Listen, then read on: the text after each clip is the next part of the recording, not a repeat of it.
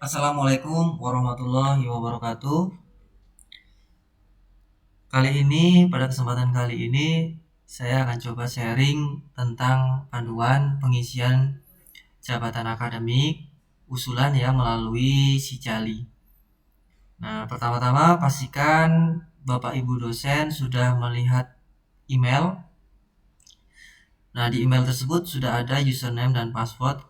Pastikan operator PT-nya sudah mengirimkan ke masing-masing email Bapak Ibu dosen sekalian.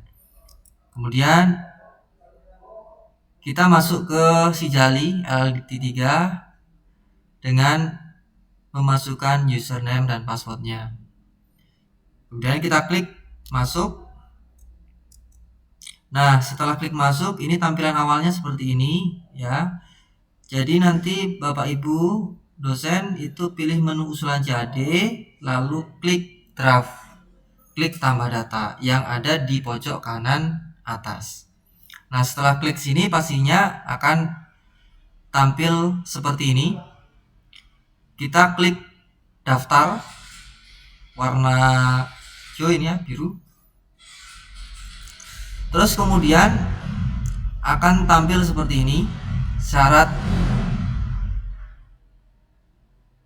pengangkatan awal. Di sini ada beberapa syarat ya, ijazah S2 dan sebagainya. Kemudian kita klik saja masuk.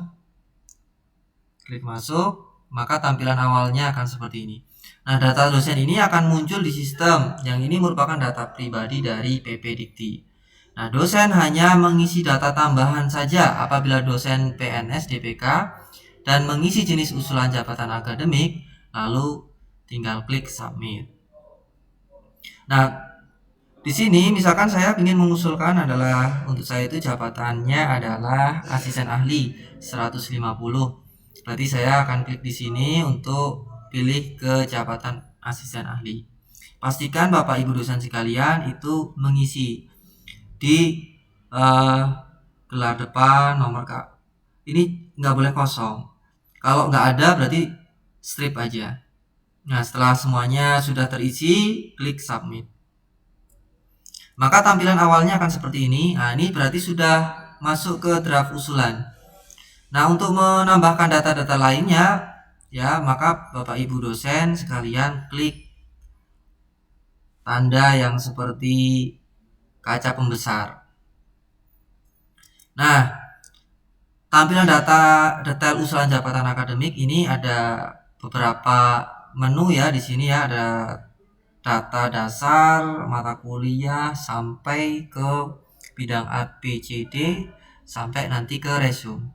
Nah, pastikan di resume itu nanti sesuai dengan jabatan telah memenuhi JAD yang tertera. Misalkan kalau saya itu 150 berarti saya harus minimal adalah 150 atau lebih. Kemudian ini isi ya Bapak Ibu yang kira-kira perlu ditambahkan. Nah, kemudian kita langsung saja masuk ke contohnya ya. Kalau saya misalkan sudah masuk ke sebentar, ini saya close dulu. Jadi saya masuk ke Sijali. Nah, tampilan awal saya seperti ini ya. Beda ketika tampilan awal sebelum ada proses usulan. Jadi kalau sebelum proses usulan pasti tampilannya akan tadi yang di awal ya, seperti ini ya. Tampilan awalnya akan seperti ini. Karena saya sudah proses, berarti tampilan saya seperti ini. Nah, saya ke proses, klik proses. Terus karena saya misalkan ingin menambahkan misalkan jurnal ya, penelitian atau pengajaran, maka saya klik sini. Nah, ini yang menu yang tadi ya, yang di poin ke PPT yang ketujuh ya, data dasar, mata kuliah, riwayat pendidikan bidang A sampai ke resume. Nah, ini data dasar ya. Kemudian kita masuk ke mata kuliah. Mata kuliah ini sesuai pastinya ya. Kemudian riwayat pendidikan, kalau misalkan ini ada sinkronisasi ya, disinkronisasi. Kemudian riwayat pendidikan, pastikan Bapak Ibu telah scan ijazah ya. scan ijazah asli, scan transkrip asli, ya. Kemudian di ini tanggal penerbit ijazah jangan sampai keliru, ya. Terus kemudian setelah ini sudah terisi, kita masuk ke per bidang. Bidang yang pertama ini adalah bidang tentang pendidikan dan pengajaran, pelaksanaan pendidikan, ya. Nah, ini kita upload. Nah, caranya mengupload kita tinggal pencet tanda ini, ya, tanda besar, kemudian isi, ya, ijazah S2. Nah, ini dapat poinnya ada 150. Kemudian pelaksanaan pendidikan. Nah, kalau di saya ini saya pengajaran, ya, melaksanakan perkuliahan atau pengajaran. Nah, saya klik sini, apa saja yang perlu disiapkan untuk ke pengusulan atau pemenuhan bidang A ini. Yang pertama adalah kita lihat, ya, di sini saya mengupload apa saja. Pertama, mengupload surat tugas mengajar. Di sini surat tugas mengajar, terus kemudian daftar hadir dan nilai ujian akhir, ini berarti nilai. Terus kemudian mengupload daftar hadir mahasiswa dosen. Nah, ini saya cuman 4 poin itu, ya, 3 atau 4 poin tadi, ya. Nah, setelah itu klik selesai. Kemudian, nah, ini sudah ada poinnya 6, ya. Nah, misalkan tambahannya, misalkan ada pernah membimbing mahasiswa itu untuk misalkan skripsi atau menjadi penguji. Nah, ini tinggal, atau mengembangkan bahan ajar, ya, berupa modul dan sebagainya, Bapak Ibu tinggal isi saja, ya. Kemudian kita masuk ke bidang B. Bidang B itu adalah tentang pelaksanaan penelitian. Nah, kalau di saya ini ke pelaksanaan penelitiannya saya jurnal, ya, berupa jurnal nasional akreditasi 5 dan 6. Kita klik saja di sini. Nah, ini ada beberapa ini, ya, pengisian, ya, agak lumayan banyak, tapi yang pertama itu adalah ada penilaian peer review. Nah, nanti juga menyertakan alamat web jurnal, ya. Terus dokumen, ya, berupa surat tugas pastinya sudah disiapkan terlebih dahulu. Jadi ada apa saja? Yang pertama ada surat tugas melaksanakan penelitian. Yang kedua itu kita pastinya sudah tahu, ya, kita lihatnya di Google Scholar, ya. Terus kemudian kita lihat di situ kita pernah meneliti apa saja, ya. Usahakan di 2020-2021. Nah, kemudian itu kita juga nanti upload juga filenya ke link, ya, link Google Drive, ya. Kemudian linknya itu kopikan untuk masukkan ke bidang usulan untuk bidang Dupak B, yang bidang penelitian untuk jurnal. Nah, seperti ini, ya. Terus kemudian masuk lagi ke bidang C. Nah, bidang C ini adalah tentang pelaksanaan pengabdian kepada masyarakat. Kalau saya di sini itu berdasarkan penugasan lembaga. Misalkan di sini memberi pelayanan kepada masyarakat atau kegiatan lain yang menunjang pelaksanaan tugas umum pemerintah dan pembangunan. Nah, ini SK, ya, SK, atau nanti misalkan dapat misalkan sertifikat dari sekolahan atau dari misalkan perusahaan atau sebagainya atau lembaga yang lain, nanti disertakan.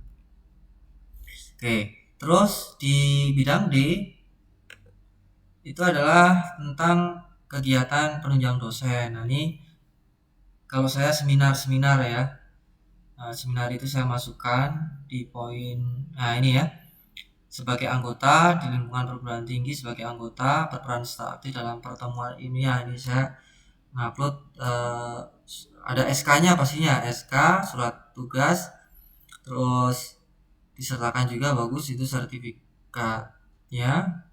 Nah, kemudian kita masuk ke resume. Nah, di resume ini terkadang misalkan di sini sudah memenuhi 155 misalkan, tapi di bidang penelitian itu masih merah, maka kita harus menambahkan lagi. Intinya sampai semuanya ini enggak merah, ya. Terus berikutnya kita masuk ke ketika ini sudah kita klik submit, masuk, maka kita akan lihat persyaratannya. Persyaratannya apa saja? Nah ini ya, ini berarti kita harus melengkapi surat pengantar dari pimpinan, fotokopi daftar usulan angka kredit dupak yang tadi ya, dupaknya dari sini ya, print dupak, bidang B, bidang C, bidang D. Nah ini dupaknya seperti ini. Nah ini nanti ditandatanganin oleh Pak Faiz sebagai ketua. Ini juga sama bidang B, ini kita download semua. Kita harus mendownload semua print dupaknya ya. Nah, terus kita lagi ke persyaratan lagi ini ya, untuk fotokopi SK pengangkatan, dupak, ini poin 3 sudah. Surat pernyataan melaksanakan pendidikan pengajaran bidang A. Nah, surat pernyataan. Nah, ini surat pernyataan nanti dibuatkan ya. Untuk surat pernyataan melaksanakan penelitian juga ini pastinya dibuatkan oleh kampus ya. Terus surat pernyataan melaksanakan pengabdian masyarakat. Nah, ini juga dibuatkan juga. Ya, ini kan sudah ada yang kita upload ini ya. Surat melaksanakan kegiatan penunjang Tridharma ini juga. Nah, ini terus berita acara Senat. Nah, ini format terlampir. Kita klik di sini. Nah, ini Bapak Ibu sekalian isi ya.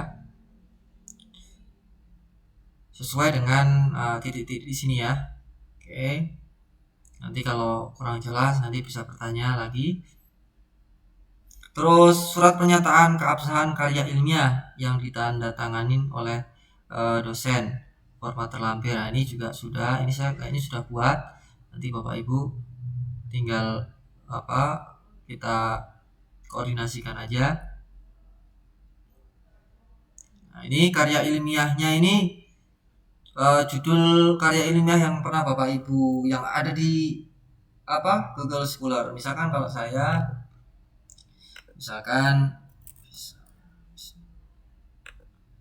Google Scholar-nya itu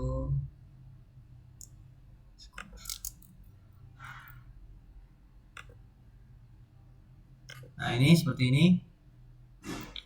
Nah ini ya, cuma ada 5 ya, kita tulis 5 gitu ya. Di sini 5, nama jurnalnya, nomor, tahun terbitnya itu diisi semua.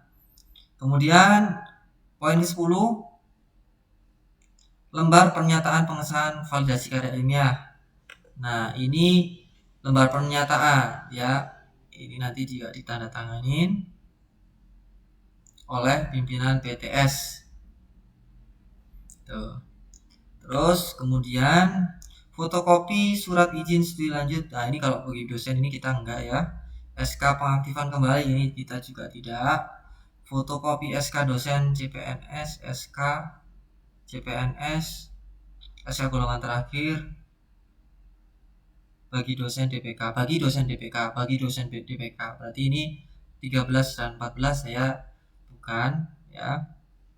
Fotokopi surat pernyataan menduduki jabatan SPMJ, surat pernyataan melaksanakan tugas SPMT bagi dosen DPK. Nah, ini saya juga tidak ya. Terus kemudian tahun terakhir penilaian prestasi kinerja pimpinan PTS. Nah, ini kita lihat formatnya seperti apa. Nah, ini mungkin ini kinerja ya, kinerja yang nanti diisikan oleh ini asesmen kayaknya, asesmen penilaian kinerja gitu ya. Nah, ini ya.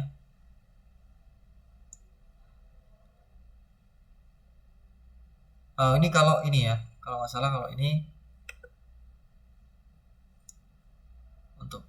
untuk tahun terakhir penilaian prestasi kerja. Ya, ini berarti penilaian ya. Ini nanti mungkin kita bisa diskusikan yang poin 16 ini ya. Jadi intinya setelah kita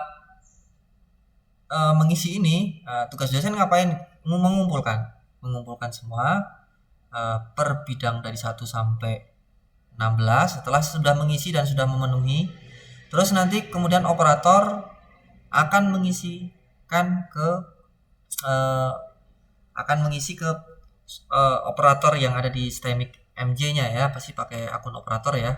Dan nanti dimasukin semua. Nanti di sini tuh harusnya ada, kalau di tampilan dari saya ini di sini nggak ada untuk upload ya. Nah, karena yang upload nanti yang untuk di persyaratan ini nanti adalah operator gitu.